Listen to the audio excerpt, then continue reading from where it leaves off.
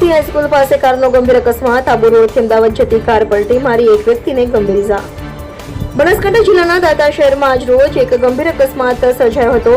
Sir ભવન C high school નજીક એક car પલટી ખાઈ ગઈ, જેમાં 4 લોકો સવાર હતા. પ્રાથમિક માહિતી અનુસાર કારમાં બેઠેલ એક વ્યક્તિને વધુ ઇજાઓ પહોંચી છે, જ્યારે અન્ય 3ને સામાન્ય ઇજાઓ સાથે બચાવ થયો છે. અકસ્માત થતા આસપાસના સ્થાનિક લોકો ઘટના સ્થળે દોડી આવ્યા અને બચાવ કાર્યમાં મદદરૂપ થયા.